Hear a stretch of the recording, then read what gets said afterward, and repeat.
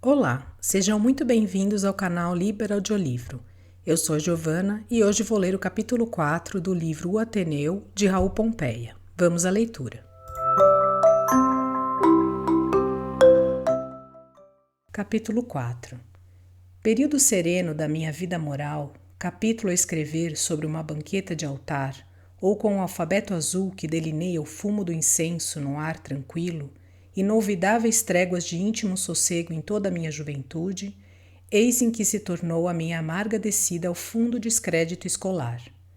A astronomia, como os céus do Salmo, levou-me à contemplação. O mal na terra, descrito pelo Sanches, com uma perícia de conhecedor e praticante, tomou vulto no seio das minhas cogitações.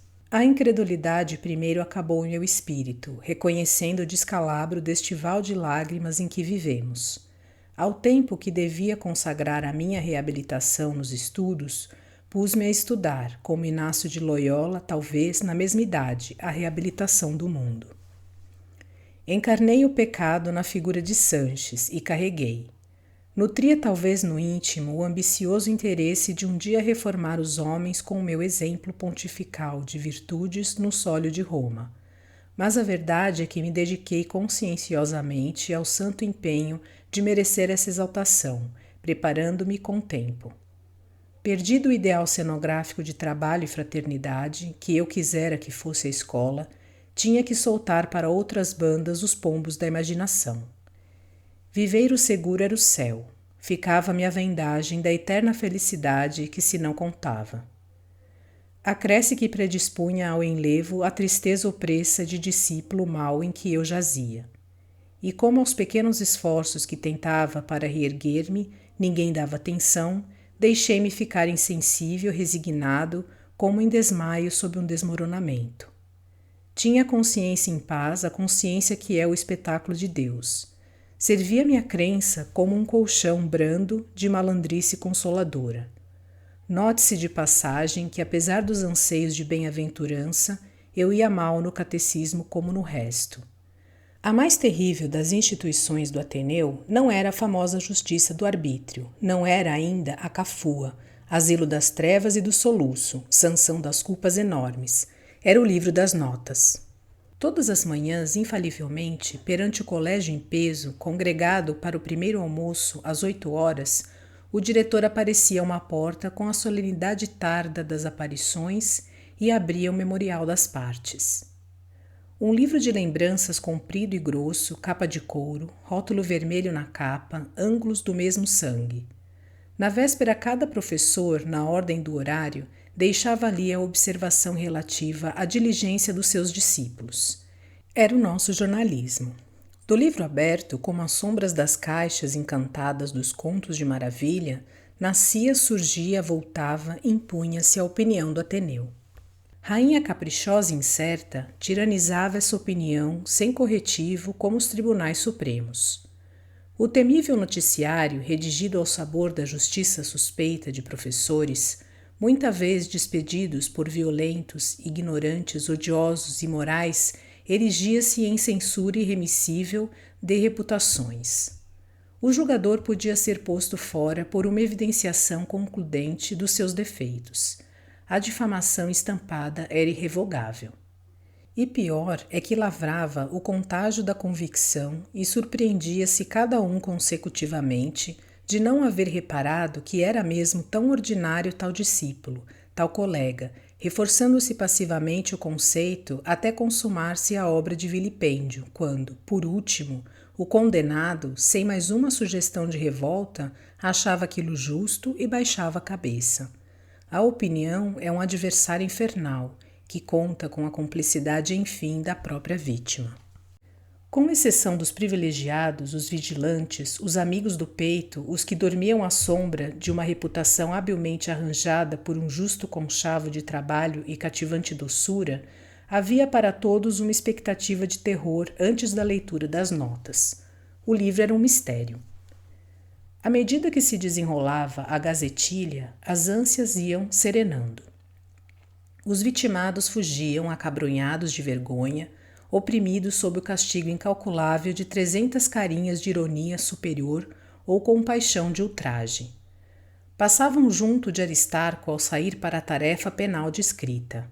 O diretor, arrepiando uma das cóleras olímpicas que de um momento para o outro sabia fabricar, descarregava com o livro às costas do condenado, agravante de injúria e escárnio a pena de difamação.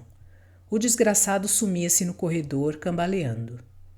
Quando a coisa não dava para cóleras, Aristarco limitava-se a sublinhar com uma ponderação qualquer a sentença catedrática, ora uma exclamativa de espanto, ora uma ameaça, ora um insulto vivo e breve, ora um conselho amortalhado em fúnebre dó.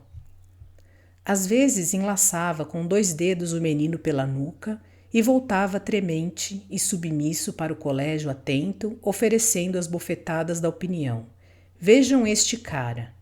A criança, lívida, fechava os olhos. Em compensação, não havia expressamente punições corporais. O professor Mânlio, sempre considerando a recomendação, poupou-me longamente ao castigo formidável das partes. Perdeu por fim a paciência e fulminou-me. No dia seguinte ao almoço, amargava eu, sem açúcar que me bastasse, o resto do café, quinado da expectativa, porque Mânlio me tinha prevenido, quando ouvi Aristarco, alargando pausas dramáticas de comoção, ler claro severo: o Sr. Sérgio tem degenerado. Eu havia figurado já na gazetilha do Ateneu com algumas notas de louvor. Guardou-se a sensação para a nota má. O diretor olhou-me sombrio. No fundo do silêncio comum do refeitório, cavou-se um silêncio mais fundo, como um poço depois de um abismo. Senti-me devorado por este silêncio iante. A congregação justiceira dos colegas voltou-se para mim, contra mim. Os vizinhos de lugar à mesa afastaram-se dos 2 lados para que eu melhor fosse visto. De longe da copa chegava um ruído argentino horrível de colheres à lavagem. Os tamarineiros no parque ciciavam ao vento. Aristarco foi clemente. Era a primeira vez, perdoou. A pior hipótese do sistema do Pelourinho era quando o estudante ganhava o calo da habitualidade, um assassinato do pudor, como sucedia com o Franco.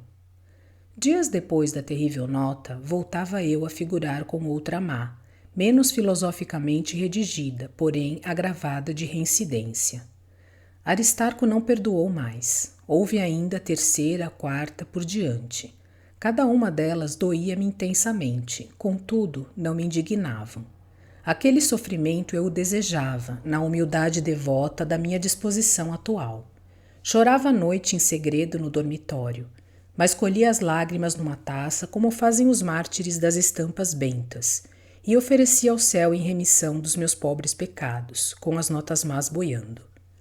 No recreio andava só e calado como um monge.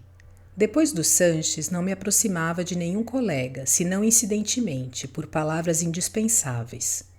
Rabelo tentou atrair-me, eu desviava. Sanches rancoroso perseguia-me como um demônio. Dizia coisas imundas. Deixe estar, jurava entre dentes, que ainda hei de tirar-te a vergonha. Na qualidade de vigilante, levava-me brutalmente a espada. Eu tinha as pernas roxas dos golpes, as canelas me incharam. Se Barbalho se lembra de vingar a bofetada, creio que me submetia à letra evangélica. Durante este período de depressão contemplativa, uma coisa apenas magoava-me. Não tinha o ar angélico do Ribas, não cantava tão bem como ele. Que faria se morresse entre os anjos sem saber cantar? Ribas, 15 anos, era feio, magro, linfático. Boca sem lábios, de velha carpideira, desenhada em angústia. A súplica feita à boca, a prece perene rasgada em beiços sobre os dentes. O queixo fugia-lhe pelo rosto, infinitamente, como uma gota de cera pelo fuste de um círio. Mas, quando na capela, mãos postas ao peito de joelhos, voltava os olhos para o medalhão azul do teto, que sentimento, que doloroso encanto, que piedade! Um olhar penetrante, adorador, de enlevo que subia, que furava o céu como a extrema agulha de um templo gótico. E depois cantava as orações com a doçura feminina de uma virgem aos pés de Maria, alto, trêmulo, aéreo, como aquele prodígio celeste de garganteio da freira Virgínia em um romance do conselheiro Bastos. Oh, não serei eu angélico como Ribas. Lembro-me bem de o ver ao banho. Tinha as omoplatas magras para fora, como duas asas. E eu era feliz nesse tempo, quando invejava o Ribas. Havia na minha febre religiosa certo número de reservas que pareciam o germe de futuro libertino, como dizem os padres mineiros. Eu não admitia a confissão, não pensava em comunhão, estranhava os exageros do culto público, votava antipatia aos homens de batina. Santa Rosália era a minha devoção. Por que Santa Rosália? Não havia motivo. Era uma pequena imagem em cartão, gravura de aço e aguadas de fino colorido, lembrança que me dera uma prima, então morta, e eu guardava em memória amável. Era boa priminha, mais velha do que eu 3 anos, carinhosa, maternal comigo. Brincava pouco, velava pelos irmãos, pela ordem da casa, como uma senhora. Tinha os olhos grandes, grandes, que pareciam crescer ainda quando fitavam, negros, animados de um movimento suave de nuvens sobre o céu macio. O semblante claro, branco, puro, de marmórea pureza, coando uma transparência de sangue a cada face. Raro falava. Desconhecia agitação e ignorava a impaciência. Sabia talvez que ia morrer. Ao vê-la passar, sem rumor, como os espectros femininos do sonhador americano, leve na terra como o roçar da veste de um anjo, sentia-se com um aperto de coração que não pertencia ao mundo àquela criança. Buscava, errante na vida, buscava apenas o repouso da forma, sob a campa, em sítio calmo, de muito sol, onde chorassem as rosas pela manhã, e a liberdade etérea do sentimento. Um dia, não sei se do pranto que tinha nos olhos, vi animar-se o rosto a pequenina gravura. Eu pensava na prima. Descobri na imagem uma identidade comovente de traços fisionômicos com a pequenina morta. Guardei então, como um retrato, Santa Rosália. Com a evolução de misticismo, era natural completar-se a consagração da estampa, canonizada triunfalmente no concílio ecumênico dos meus mais íntimos votos. Era a sala geral do estudo, à beira do pátio central, uma peça incomensurável, muito mais extensa do que larga. De uma das extremidades, quem não tivesse extraordinária vista, custaria reconhecer outra pessoa na extremidade oposta. A um lado, encarreiravam-se 4 ordens de carteiras de pau envernizado e os bancos. À parede em frente perfilavam-se grandes armários de portas numeradas, correspondentes a compartimentos fundos, depósito de livros. Livros é o que menos se guardava em muitos compartimentos. O dono pregava um cadeado à portinha e formava um interior à vontade. Uns, os futuros sportmen, criavam ratinhos cuidadosamente desdentados à tesoura, que se atrelavam a pequenos carros de papelão. Outros, os políticos futuros, criavam camaleões e lagartixas, declarando-se-lhes precoce a propensão pelo viver de rastos e pela cambiante das peles. Outros, entomologistas, enchiam de casulos dormentes a estante e vinham espiar a eflorescência das borboletas. Os colecionadores, Ladislaus Netos, um dia, fingiam museus mineralógicos, museus botânicos, onde abundavam as delicadas rendas secas de filamentos das folhas descarnadas. Outros davam-se à zoologia e tinham caveiras de passarinho, ovos vazados, cobras em cachaça. Um destes últimos sofreu uma decepção. Guardava preciosamente o crânio de não sei que fenomenal quadrúpede encontrado em escavações de uma horta, quando verificou-se que era uma carcaça de galinha. Eu tive a ideia de armar em capela o compartimento do meu número. Havia compartimentos enfeitados de cromos e desenhos. O meu seria um bosque de flores e eu acharia uma lâmpada minúscula para conservar lá dentro acesa. Ao fundo, em dourado, passepartout, alojaria Santa Rosália, padroeira. O projeto caiu pela dificuldade das flores. Pagando a um criado, mal conseguia um bogari, um botão qualquer por dia. Tive de acomodar a gravura na gaveta do móvel que possuíamos ao dormitório perto da cama, para as escovas e os pentes. E todos os dias, sobre o papel, testemunha de assídua veneração, depositava uma flor, mantendo na gaveta o clima tépido dos meus fervores, simbolizados num tributo de perfume. Quando no primeiro dia sorriram as rosas místicas de maio, saudei-as enternecido do alto das janelas do salão azul, como as mensageiras do amor de Maria. Iam começar os hinos pela manhã no oratório do Ateneu. Abençoados momentos de contrição e ternura, em que a disposição venturosa do corpo, depois do banho, vivia um pouco o recolhimento da poesia cristã no magnífico salão, guardando ainda, como os vapores matinais das escarpas, as últimas sombras da noite por entre os crespos do estuque. O sol vinha também à capela e colava de fora a fronte às vidraças, brando ainda do despertar recente, fresco da toilette da aurora, com medo de entrar, corado da vergonha de não rezar, pobre astro ateu. Pelas janelas abertas esgalhavam-se para dentro frondosas ramas de jasmineiro, como uma invasão de floresta, e os jasmins da véspera, cansados, debulhavam-se em conchinhas de nácar pelo soalho, mortos, expirando no ambiente a alma livre do aroma. Nós, ajoelhados, ressentidos da influência moral do cenário, orávamos sinceramente. Não havia muito mal a colher nos corações daquela mocidade, naquele instante, repousando na trégua da oração das misériazinhas da hora comum. Eu não olhava para o altar.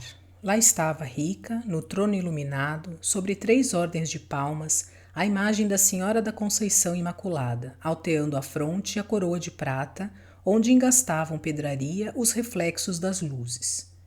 A minha contrição, o meu canto, pertenciam a Santa Rosália, ao querido cartão singelo que eu trazia dentro da blusa de brim, que comprimia o peito com a mão, exacerbando o êxtase da fé pelo magnetismo do santo contato. O mês de maio foi a culminação do período anagógico de crença. Coincidiu com essa época levarem-no ao leito os incômodos de meu pai, impedindo-lhe as visitas do costume ao Ateneu. Eu pensava nos seus sofrimentos e era isto mais um tema para as variações do misticismo. A neblina da melancolia baixada sobre o colégio da altura da cordilheira, repercussão da tristeza verde das matas, pesava-me aos ombros como a loba de um seminarista, como o voto de um frade. Eu passeava na circunscrição do recreio como num claustro, olhando as paredes brancas como túmulos caiados, limitando as preocupações do espírito à minha humilhação diante de Deus, sem olhar para cima, na modéstia curvada dos brutos, anulando-me a mim mesmo na angústia do pensamento religioso, como no saco de pano bicudo, preto do farricoco. O céu, que a imaginação buscara dantes, como os cânticos buscam os imbórios, caía agora sobre mim como um solidéu de bronze, triste e feliz. Ninguém sabia dos sonhos e atribuíam à excentricidade o meu amor à solidão e ao sossego. Durante o hino do anjo da guarda, no recreio abrigado ao meio-dia, os estudantes afogueados e transpirando ainda dos folguedos, paletós empapuçados sob a cinta de couro, cabelos revoltos, não tomavam o rito a sério. E era a dureza dos vigilantes que os constrangia ao respeito daqueles 10 minutos de religião. Só o Ribas e eu. E se não diminuíam as aflições da terra e os nossos apertos, não é que o não pedíssemos ao anjo. Cantávamos a primeira estrofe, o Ribas marcava o diapasão, e as seguintes, até a última, que acabavam todas por uma longa nota efusiada em foguete, cantávamos com um esforço de adoração que bem compensaria, em caso de balança, a leviandade reverente de todos os colegas. O diapasão do Ribas era uma deliciosa nota, tratada a pastilhas, guardada a cachenés nos dias frios, furto sem dúvida ao tesouro de gorjeios de algum sabiá descuidado. Aristarco adorava esta nota. Às vezes, na aula de música, chamava o Ribas e pedia-lhe aquela, a do hino. Ribas, candidamente, por agradar ao diretor, punha de fora a mimosa nota, como uma balinha do parto cor de âmbar, na ponta da língua. Ao meio-dia era o momento. Ribas volvia os olhos e deixava partir, primeiro que todos, o precioso som. O colégio entoava depois, e as vozes iam todas, as nossas, em perseguição da primeira. Baldado esforço, que a do Ribas recolhia-se aos coros celestiais, festejada na cordialidade fraternal dos harmônicos, ao passo que as nossas, desenganadas, voltavam da investida num retrocesso icário, desmembradas, desengonçadas, espaços abaixo como um bando de garças tontas. À distância, o conjunto podia passar por um cântico. Uma hora de oração que aborrecia era a da noite, antes do recolher. O movimento do dia sobrecarregava-nos com uma reação irresistível de fadiga. O sono chumbava-nos as pestanas como linhas de tarrafa. O harmônio da capela, dedilhado pelo Sampaio, hoje médico parteiro, e aplicado a extrair vagidos como outrora extraía os acordes, produzia vagarosamente roncos de soneira da sesta de um tigre, fungados sonoros da digestão dormida de um abade. Alguns meninos cantavam cabeceando, desmaiando a voz em vastos bocejos. Nas primeiras linhas dos pequenos estavam muitos de olhos fechados, bem longe dos cuidados da prece. Eu gozava o prazer da mortificação, sustendo-me fervoroso durante a reza noturna. Para isso, levava no bolso um punhado de pedrinhas, com que formava no soalho um genuflexório despertador, fitando arregaladamente os olhos, ardidos de sono, na lingueta tiritante do fogo das velas. Aludi várias vezes ao revestimento exterior de divindade com que se apresentava habitualmente Aristarco. Era um manto transparente, da natureza daquele tecido leve de brisas trançadas de Gautier. Manto sobrenatural que Aristarco passava aos ombros, revelando do estofo nada mais que o predicado de majestade, geralmente estranho à indústria pouco abstrata dos tecelões e a trama concreta das lançadeiras. Ninguém conseguiria tocar com o dedo a misteriosa púrpura. Sentia-se, porém, o influxo da realeza impalpável. Assim é que um simples olhar do diretor imobilizava o colégio fulminantemente, como se levasse no brilho ameaças de todo um despotismo cruento. O diretor manobrava este talento de império com a perícia do corredor sobre o pur-sang sensível. A sala geral do estudo tinha inúmeras portas. Aristarco fazia aparições de súbito a qualquer das portas, nos momentos em que menos se podia contar com ele. Levava as aparições às aulas, surpreendendo professores e discípulos. Por meio deste processo de vigilância de inopinados, mantinha no estabelecimento por toda parte o risco perpétuo do flagrante como uma atmosfera de susto. Fazia mais com isso que a espionagem de todos os bedéis. Chegava o capricho a ponto de deixar algumas janelas ou portas como votadas a fechamento para sempre, com o fim único de um belo dia abri-las bruscamente sobre qualquer maquinação clandestina da vadiagem. Sorria então no íntimo do efeito pavoroso das armadilhas e cofiava os majestosos bigodes brancos de marechal, pausadamente, como lambe o jaguar ao focinho a pregustação de um repasto de sangue. Nos momentos de ira e de exaltações eloquentes é que sabia fazer-se em verdade divino. Era mais que uma revelação temerosa do Olimpo. Era como se Júpiter mandasse Mercúrio catar à terra os raios já disparados e os unisse ao estoque inavaliável dos arsenais do Etna, para soltar tudo de uma só vez, de uma só cólera, num só trovão, aniquilando a natureza sob a bombarda onipotente. Mas não somente parodiava ele os furores olímpicos. Aquela alma dúctil de artista sabia decair até a blandícia, até a lágrima a propósito. Júpiter guardava para a oportunidade a carícia de edredom, o gesto flexuoso do soberano cisne.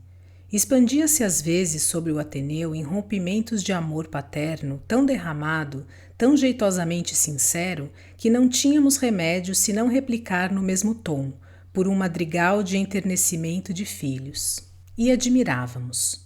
À hora solene do meio-dia, Aristarco aproveitava para distribuir uma merenda de conselhos, depois do canto e antes de outra de fatias, incomparavelmente mais bem recebida.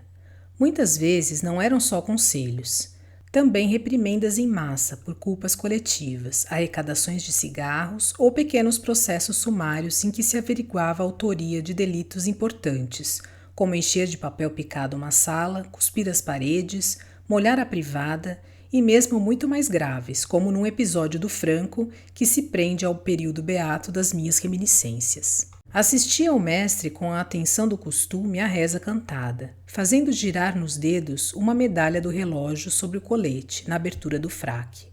Ao final, depois de um intervalo preparatório, aperitivo de emoções, tomou a palavra num tom solene de revelação e referiu com toda a grandeza de que era suscetível a hipótese, reclamando a indignação vingadora do Ateneu. Franco, no domingo da véspera, aproveitando a largura da vigilância no dia vago, fora vadiar ao jardim.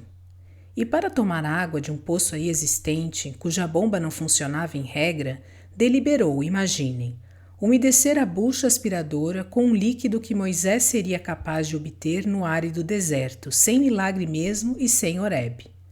Agora, considerem que o referido poço fornecia água para a lavagem dos pratos. Um murmúrio de horror elevou-se das alas de estudantes. Adianta-te, Franco, mandou Aristarco. Com a insensibilidade pétrea que o encouraçava para as humilhações, saiu Franco do lugar e de cabeça baixa, como um cão, foi parar no centro da sala. Ali esteve por alguns segundos, exposto no meio do enorme quadrado de alunos. Os olhares caíam-lhe em cima como os projéteis de um fuzilamento. O que mais indignava era pensar que se havia comido em pratos lavados depois da profanação irremediável da linfa. Passado este efeito, com o que contava para a punição moral, o diretor concluiu o libelo. Ficássemos tranquilos, estavam puros os lábios. Franco tinha sido surpreendido por um copeiro que o prendera e fora a bomba incontinente declarada interdita. Muita gente duvidou da oportunidade da interdição. Limpavam com asco a língua no lenço, esfregavam a boca até esfolar. O porco, bramia Aristarco, o grandíssimo porco. Repetia como um deus fora de si. Em redor todos apoiavam a energia da corrigenda. Resolveu-se, porém, deixar convite criminoso. Aristarco mandou apenas 10 páginas de castigo escrito à noite e passar de joelhos às horas de recreio, a começar da presente. Formulado o veredito, Franco caiu de rótulas no soalho com estampido, como se repentinamente se lhe houvesse estalado às pernas uma mola. Aí não, aqui, tratante, gritou o diretor, indicando a porta do salão. Cantava-se a oração do meio-dia, como sabem, na Casa das Recreações em dia de chuva, que alargava 3 boas portas para o pátio central. Aristarco estava perto da do meio.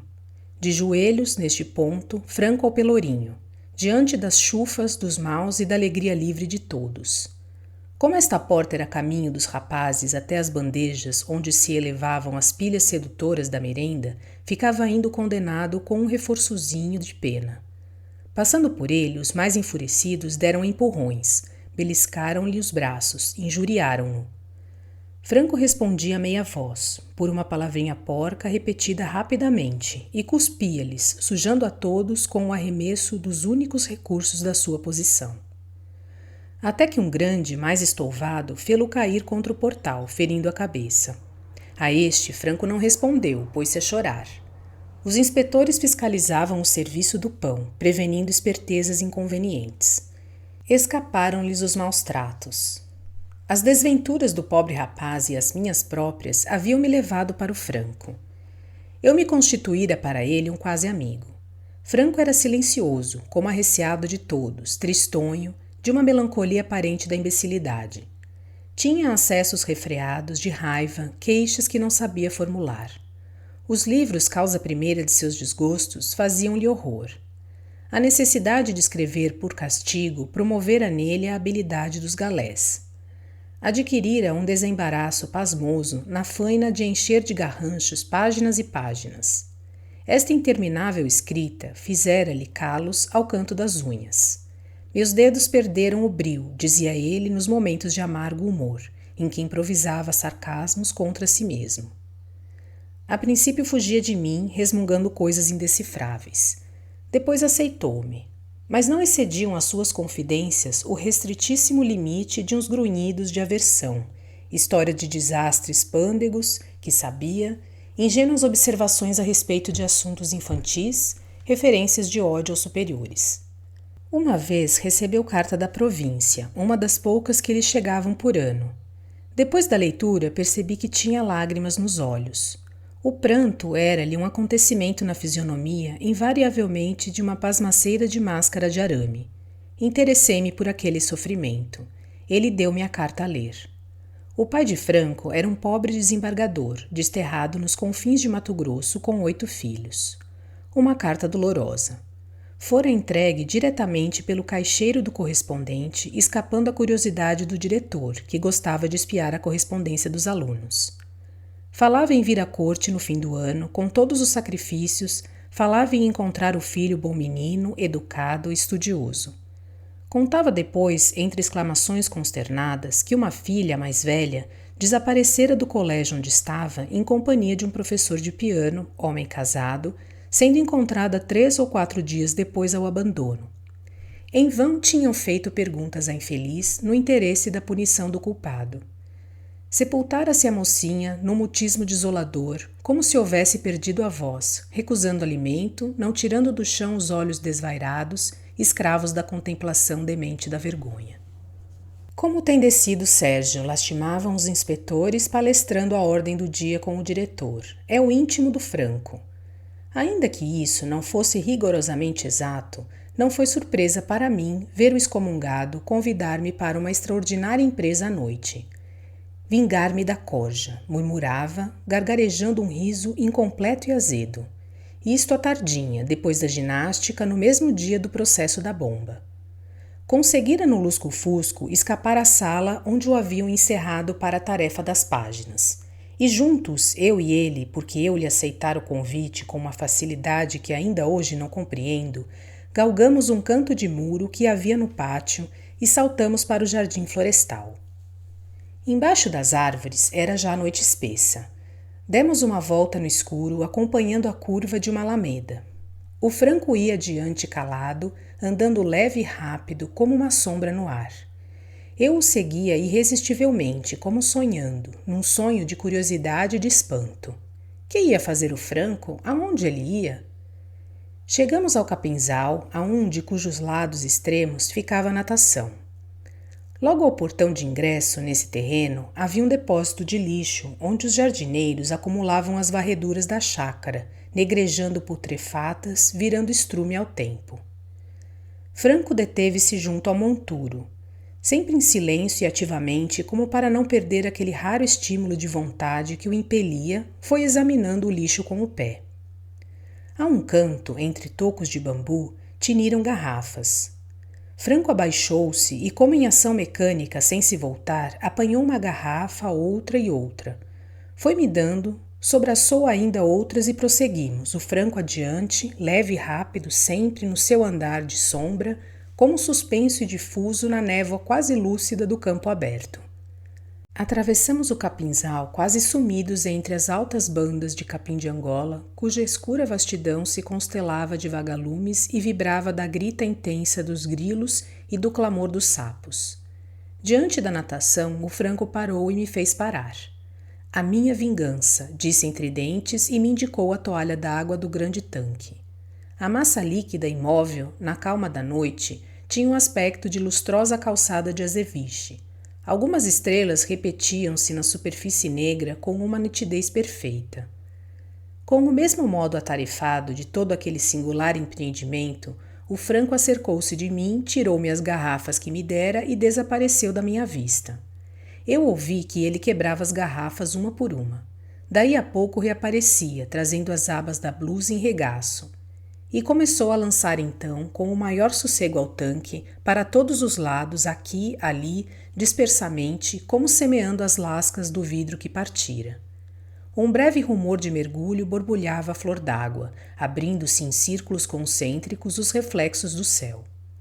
Eu vi muitas vezes contra o albor mais claro do muro fronteiro, passando, repassando, a sombra do sinistro semeador. A minha vingança, repetiu-me ainda o Franco. Para o sangue, sangue, acrescentou com um risinho seco. Amanhã rirei da corja. Trouxe-te aqui para que alguém soubesse que eu me vingo. Ao falar, mostrava-me o lenço que enxugara o sangue do golpe à testa. O justo terror da aventura, em lugar vedado, por aquelas horas, só me assaltou quando, a pular o muro do pátio, fui cair entre as mãos do Silvino. Nos apuros da alhada, mal vi o Franco, seguro pelo pescoço, como um ladrão em flagrante. Em presença do diretor, no escritório inquisitorial, improvisei uma mentira. Fôramos colher sapotis, afirmei, explicando a tremenda arguição à estranheza da surtida. O diretor marcou a pena de 8 páginas. Franco, que andava com um déficit de 20, pelo menos, teve de acrescentar mais estas ao passivo insolvável. Pela vergonha da tentativa de furto e no sistema dos castigos morais, adicionou-se a observação suplementar.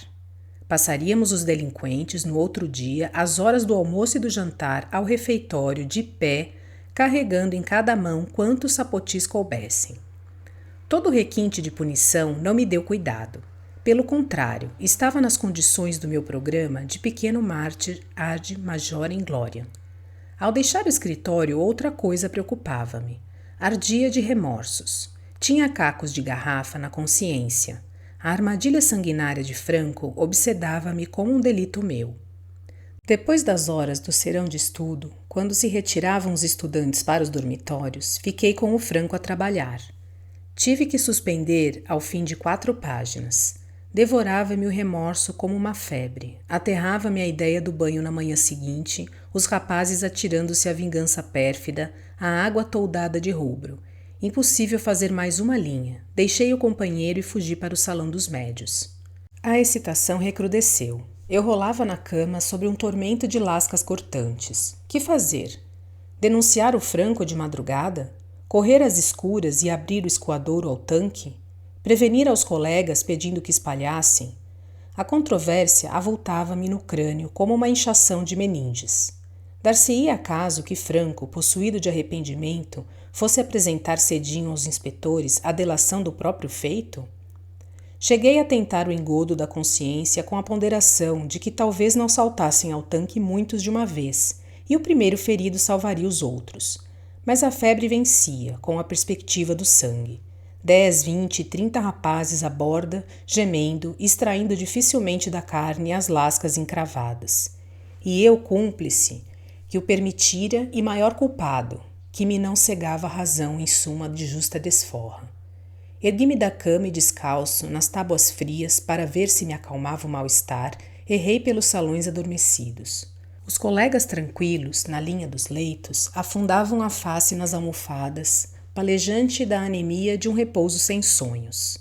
Alguns afetavam um esboço comovedor de sorriso ao lábio. Alguns, a expressão desanimada dos falecidos, boca entreaberta, pálpebras entrecerradas, mostrando dentro a ternura embaciada da morte. De espaço a espaço, os lençóis alvos ondeavam do hausto mais forte do peito, aliviando-se depois por um desses longos suspiros da adolescência, gerados no dormir da vigília inconsciente do coração. Os menores, mais crianças, conservavam uma das mãos ao peito, outra a pender da cama, guardando no abandono do descanso uma atitude ideal de vôo. Os mais velhos, contorcidos no espasmo de aspirações precoces, vergavam a cabeça e envolviam o travesseiro num enlace de carícias. O ar de fora chegava pelas janelas abertas, fresco, temperado da exaltação noturna das árvores. Ouvia-se o grito compassado de um sapo, martelando segundos, as horas, a pancadas de tanoeiro. Outros e outros, mais longe. O gás, frouxamente nas arandelas de vidro fosco, bracejando dos balões de asa de mosca, dispersava-se igual sobre as camas, doçura dispersa de um olhar de mãe. Que venturosa segurança naquele museu do sono.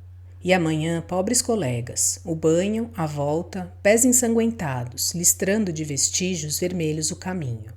Voltei ao meu salão. Tirei da gaveta a imagem de Santa Rosália. Beijei-a com lágrimas, pedi conselho como um filho. A inquietação não passava. Atravessei ainda os dormitórios devagarinho, que me não ouvisse o Margal, acomodado num biombo a um dos ângulos do salão azul. Uma crepitação dos ossos do tornozelo esteve a ponto de me comprometer. Dentro do biombo tossiram. Parei um momento. Curou-se a tosse, prossegui. Desci ao primeiro andar do edifício. Entrei na capela. A capela em trevas, de um negrume absoluto de merinó preto. A escuridão dava-lhe uma amplitude de subterrâneo, misteriosamente sentida no espaço. Não tive medo. Fui até ao altar. Tropecei no estrado. Ajoelhei-me no chão e descansei a testa nos braços a um dos ângulos do estrado do oratório. Rezei. Na qualidade de mau estudante, não sabia até ao fim nenhuma oração. Rogava por minha conta, improvisando súplicas veementes, angustiosas, que deviam forçar a ombro a porta de São Pedro. Implorava de Deus diretamente, sem o intermediário empenho da minha padroeira. Até que não posso dizer como, adormeci. Uma palmada acordou-me, era dia. Ergui-me vexado de camisola, diante do margal e de uma porção de colegas que miravam. É sonâmbulo, explicavam. Esta saída dispensava-me de dizer a que fora ali. Encampei a explicação, concordando. Que horas são? Perguntei. 6 horas, responderam. Chegamos agora do banho. Tinham os cabelos empastados sobre os olhos. E os cacos? Gritei espavorido. Examinei os pés dos companheiros. Nas chinelas com que desciam ao banho não via sangue. Esclarecia-se. Houvera ordem de banhos de chuva no competente banheiro, alojado em um dos cômodos baixos do Ateneu, pelo motivo de ter servido 6 vezes a água da natação. Graças ao Senhor! Vinha-me do céu esta solução de águas sujas, alcançada pela minha prece. Dilatou-se minha alma em ditoso alívio. A minha interjeição explosiva de cacos, os colegas supuseram tontura de sono. Não assim o inspetor que me chamou a indagar. Nova mentira. Durante a escapada dos sapotis, uma garrafa que arremessei de mau jeito fizera-se em cacos contra o muro, sobre o tanque. Providenciou-se. O criado encarregado de varrer o tanque, com o zelo da domesticidade, chamou atenção para o número dos fragmentos. Tão extraordinária era a hipótese da intenção perversa que não pegou. No mesmo dia, estive com o Franco, durante os recreios, a completar a pena. Não me disse palavra acerca da decepção de sua vingança. Julgando-se comprometido, concentrava-se na insensibilidade de carapaça que o defendia, esperando tudo, a minha delação, uma trovoada de doestos, a cafua, um acréscimo ao déficit permanente da dívida penal. Aborrecia-se, porém, da necessidade de ser punido por um fiasco de tentativa. Quanto ao requinte da exposição no refeitório, mãos cheias de sapotis, não houve meio de obrigar-me a Aristarco. Concordar em ficar de pé, não era pouco. Franco naturalmente submeteu-se, lá esteve, braços abertos, a fazer de fruteira, no interesse do sistema das punições morais. Tanto melhor para o sistema. À vista da relutância, calculou-se em páginas de escrita quanto podiam valer 2 punhados de sapotis. Redução difícil que a justiça colegial alcançou matematicamente, pronunciando uma condenação que me daria que fazer até mais de meia-noite. Este rasgo de vigor mentia ao meu religioso papel de submissão e sofrimento. Foi o repentino prenúncio de próxima reforma no interior espiritual. E como as evoluções da vontade sabem extrair de qualquer fato a hermenêutica do determinismo, deu-se imediatamente uma ocorrência que ponderou muito na transformação. De noite, novamente ao lado do Franco, a fatigar-me na tarefa das páginas, tive que ficar até tarde numa das salas do primeiro andar. Pelas 10h30, o diretor, antes de sair para casa, veio ver-nos. Ainda escrevem esses peraltas? Disse-nos de enorme altura, à guisa de boas noites, e desapareceu confiando-nos ao amável João Numa, pároco e inspetor das salas de cima. Na sua qualidade de gorducho, o João não era diligente. Apenas viu partir Aristarco, trancou a última porta do Ateneu e foi dormir. Acabrunhado pela noitada anterior, estava eu de sono que mal podia erguer a cabeça. De uma vez que cedi ao cansaço, fui despertado por sentir que me alisavam a mão. Adormecera sobre o braço direito contra a carteira, pousando o rosto na tinta do castigo, deixando cair o braço esquerdo para o banco. Um instante depois, estava fora da sala, de um pulo, como se tivesse reconhecido em sonhos que o Franco era um monstro. Ao dia imediato, saí da cama como de uma metamorfose. Imaginei, generalizando errado, que a contemplação era um mal, que o misticismo andava traidoramente a degradar-me. A convivência fácil com o Franco era a prova. O Ateneu honrava-me, por esse tempo, com um conceito que só depois avaliei. Eu não me julgava assim tão apeado, mas supus-me diretamente a caminho de um mergulho. Se a alma tivesse cabelos, eu registraria neste ponto um fenômeno de horripilação moral. Fiquei perplexo. O triunfo na escola podia ser o Sanches. Em compensação, a humildade vencida era o Franco. Entre os dois extremos repugnantes revelavam-se-me 3 amostras típicas à linha do bem viver. Rabelo, um ancião. Ribas, um angélico. Mata, o corcunda, um polícia secreta. Para Angélico, decididamente não tinha jeito, estava provado, nem omoplatas magras. Para ancião, não tinha idade, nem óculos azuis, nem mau hálito. Para ser o Mata, faltava-me o justo caráter e a corcova. Onde estava o dever? Na cartilha? Na opinião de Aristarco? Na misantropia senil dos óculos azuis? Salteou-me nisso, às avessas, o relâmpago de Damasco. Independência. Espero que vocês tenham gostado deste conteúdo. Obrigada por sua companhia e até a próxima leitura.